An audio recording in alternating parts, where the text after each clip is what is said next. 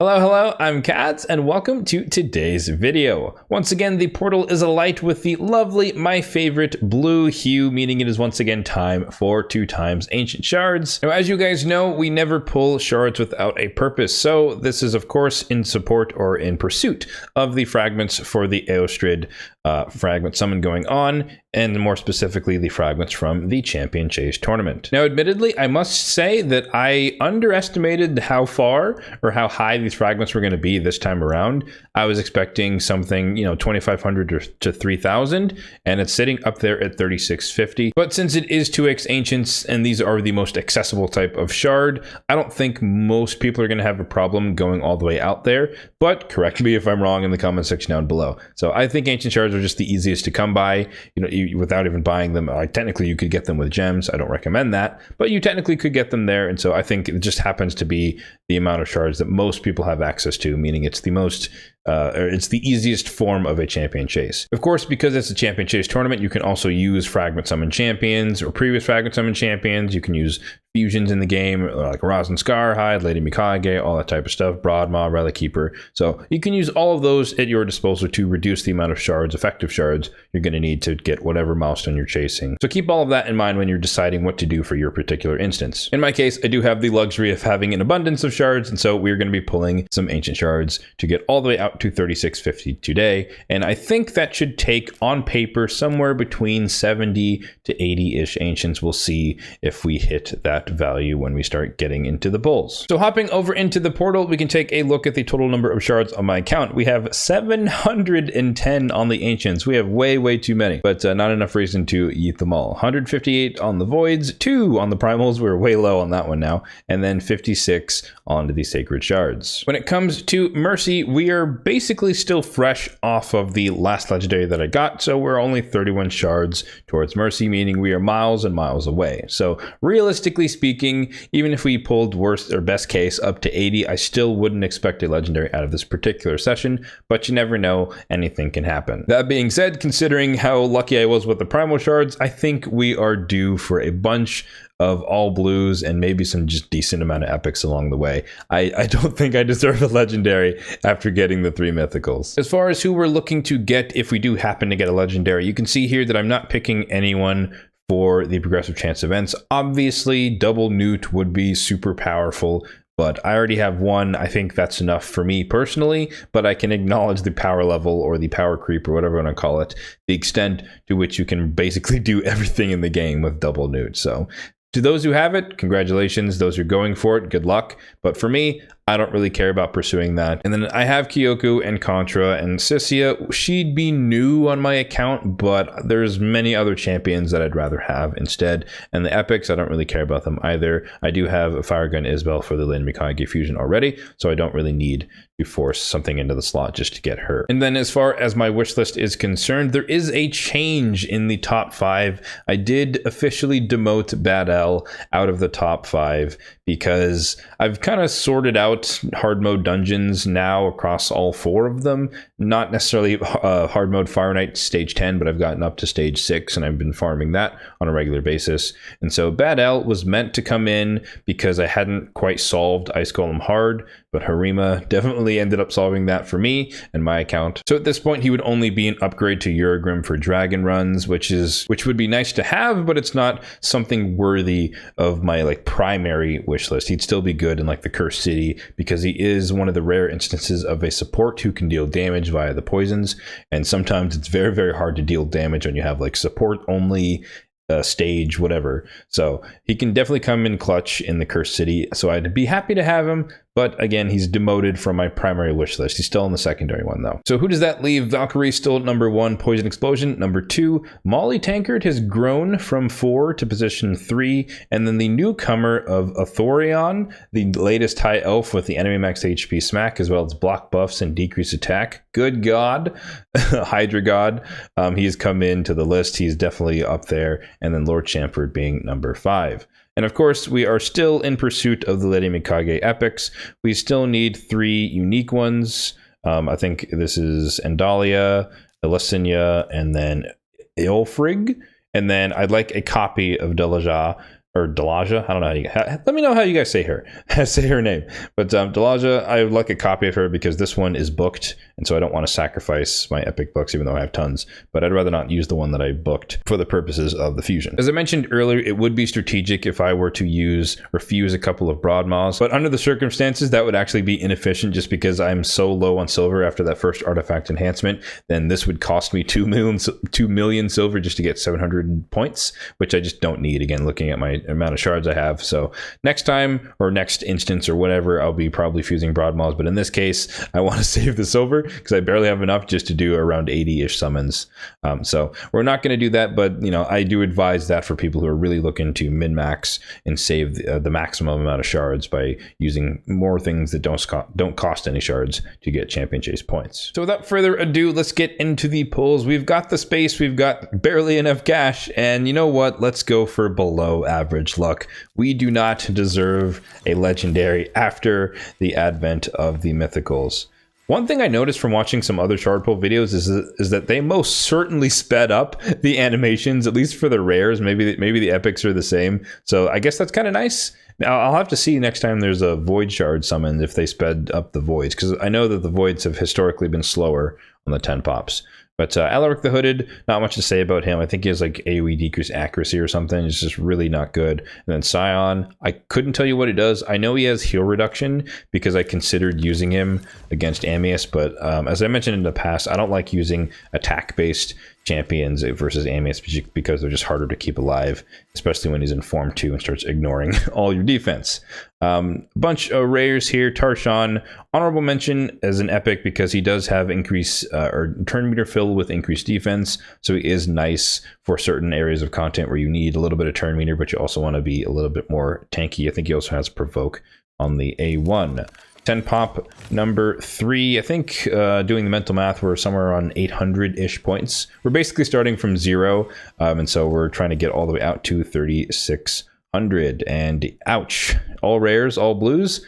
Understandable, we deserve it. This is punishment for our good fortune in the past recent weeks. Legendary, okay, all right. Archbishop Penthroy. I lied. Apparently we do deserve a legendary, or maybe I was just reverse psychologying it. We'll never know. He is excellent for Hydra. That is an understatement. He has AoE heal reduction, which is not that important, but AoE block buffs is more important. Honestly, I guess heal reduction now with the advent of Amius, on top of having increased accuracy on all allies, makes it very easy for him to place it on Amius, so that could be a really, really strong champion for the Amius fight if he's in the confines of the restrictions. So maybe he's a little bit better than before just because of that, but I think the main appeal for most people in their progression is that he's a block buffs champion for Hydra.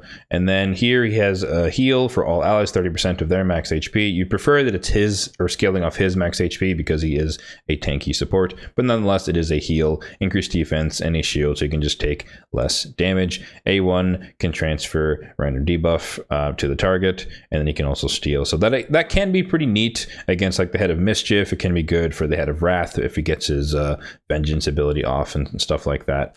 The passive, he can cleanse, decrease defense, and weaken, which Frank's from himself. So I guess he's good against the Head of Suffering. I think that's the one that places weaken that can't be resisted, but that's not really the highlight of his kit. So we'll take it. 900 plus 600-ish, so we're somewhere around 1,500-ish points. So we still have around 2,000 to go, and we are about halfway through at least these spots allocated. So we still have it. We'll have as many as we need to get to the 3,650, but we have 40 more slots, aka 4 10 pops to go.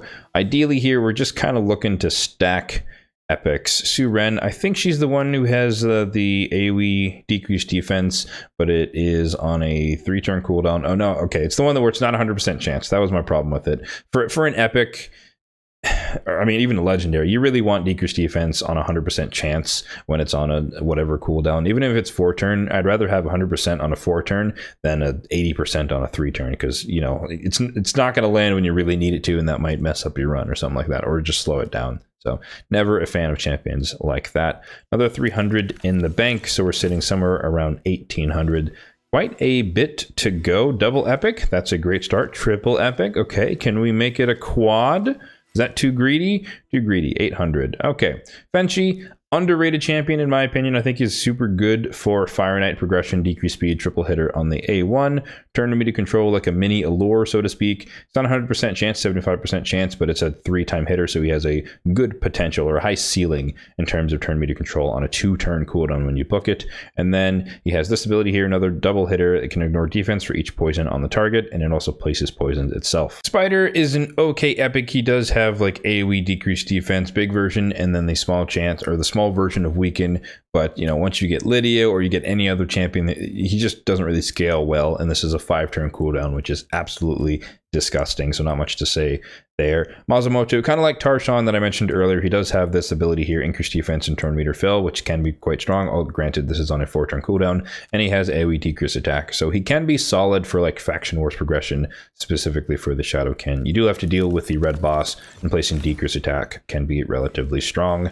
Next 10 pop, I think we're somewhere around 2,600 points, so we're still 1,000 shy, and okay, it was like all blues is not really what we're looking for. Vogoth, one of the coolest epics in the game, very, very strong passives. He heals all allies when he is hit, which is very, very strong. Half of that against bosses, but still, it's a pretty decent, significant heal. And he just places a leech when he's attacked, which is really, really strong in a lot of instances, and can provide additional healing for your team. Chance to provoke on the A2, and then a chance to extend increase the duration of random debuffs on a triple hitter on the A1. So great for Fire Knight, great for like Ice Golem tanking, stuff like that. So if my mental math is correct, we're somewhere around 3,000-ish points. So we would need at least 3 epics in the next 10 pop here to get it out, or to close it out in 80 shards. Another Spider 2 epics. That's a great start. 3. We just hit our shot. Oh, 4. Hey, we super beat it. Okay. Bloodfeather, not that amazing. Cormac, the high peak. I think he can hit decently, but I think he has all single target, so it's just not worth it. But Magnar, one of the best, formerly the best HP-based nuker in the game. He's been surpassed by the likes of Taurus and White King Narcisse, stuff like that. But nonetheless, really strong ability here. Super tanky champion because he's HP based. But as long as they're not under HP burn, you get a double hit, which is one of the hardest hitting HP based AoE attacks in the entire game. So super solid for that. I still use him for like any Cursed City stage, secret rooms, etc., where he applies, and he's just a great nuker to build in Savage. So I think that should do it. Again, we're trusting my mental math here. If these packs will go away. All right.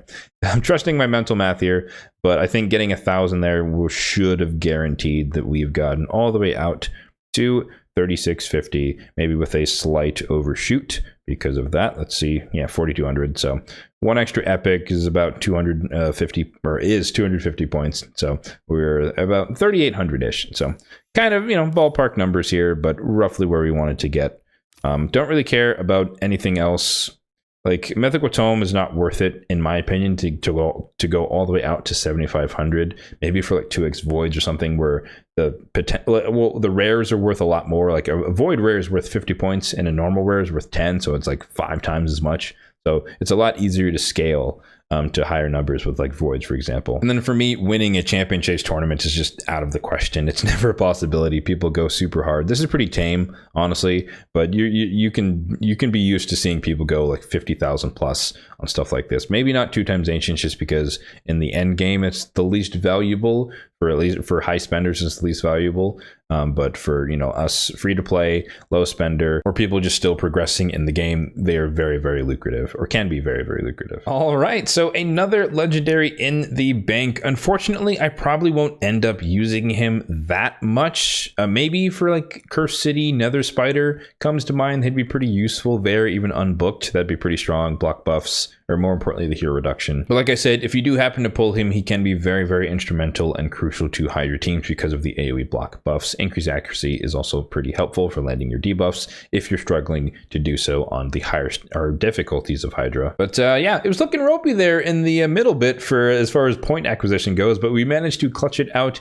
into the 80 ancient shards that we estimated. Again, that was the average, assuming a good return on epics, which we did happen to reach in the end. So the fragments have been acquired. That was the primary goal of the session, and unfortunately we did not hit any of our secondary goals, that being a legendary from my wish list or a Lady Mikage epic, so those grinds shall continue. Let me know in the comment section down below what you got from your summons if you did pull for this. I know a lot of people aren't necessarily doing the fusion, but you might still be participating in 2x Ancients because again it is the most accessible for the majority of the player base. As always, if you did enjoy the video, then be sure to hit that like button down below and feel free to subscribe to the channel for more content just like this one in the future. Thanks for watching and have a good one.